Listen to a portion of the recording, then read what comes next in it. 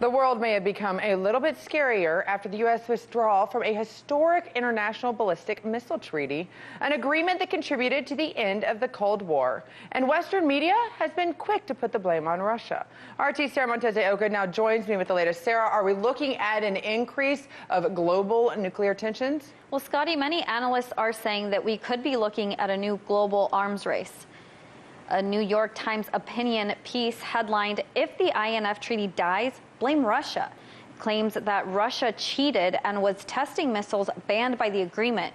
Now, ironically, that headline was changed to a more peaceful one, saying how Russia undermined over 30 years of nuclear arms control. Now, that treaty took 7 years to negotiate and helped in establishing some global stability.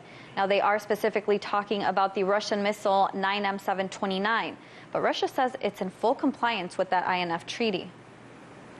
The United States has introduced some concerns regarding Russian missile 9M729.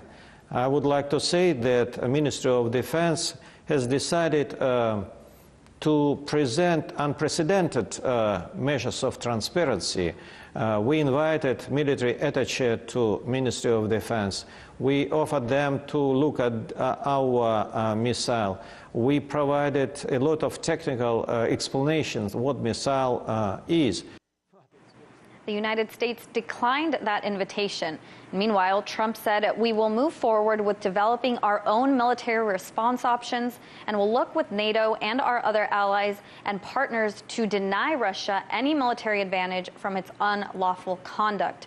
Russia's defense ministry says the U.S. has expanded its key missile factory in Tucson, Arizona, and increased their military spending just this year.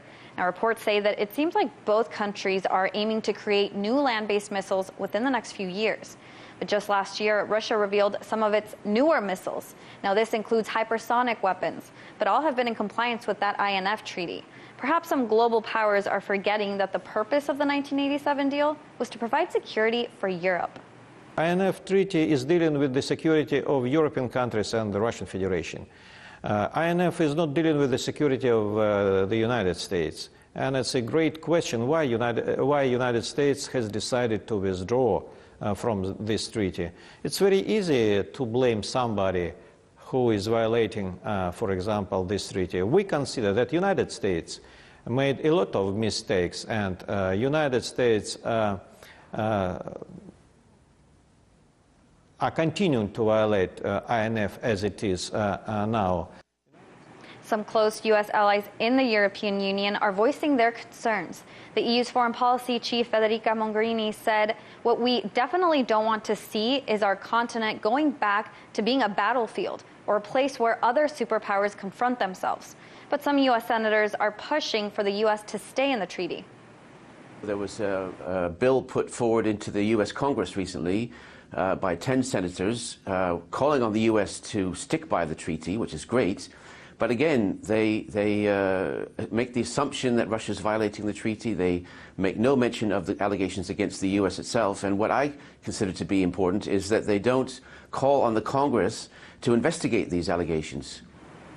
Scotty, these types of treaties really helped make the world a safer place, especially at a time when nuclear war seemed like a day-to-day risk wherever a world conflict came up. But it really remains to be seen if Washington and Moscow are still willing to come together and settle their differences before nuclear tensions return to Cold War levels. Sarah, one of the speculation is the fact that they know that they needed to upgrade the INF, and this was one way that they could do it, that they could have 6 months to negotiate it. Is there optimism on both sides that they're going to be able to come back together in the end and figure out a treaty that will benefit all? Well, Russia is looking to possibly try and have some dialogue with the United States. Trump wants to include China in this new treaty. So there's hope that maybe if they continue dialogue, they can go back and forth and have a meeting and really talk about what they want to renew with this treaty. There would be a lot on that agenda, I'm sure. Thanks for joining us, Sarah. Hey YouTube, thanks for checking out our channel. We hope you enjoyed the video. We have tons of content for you just like this. For more of RT America's one-of-a-kind news and analysis, be sure to subscribe and never stop questioning more.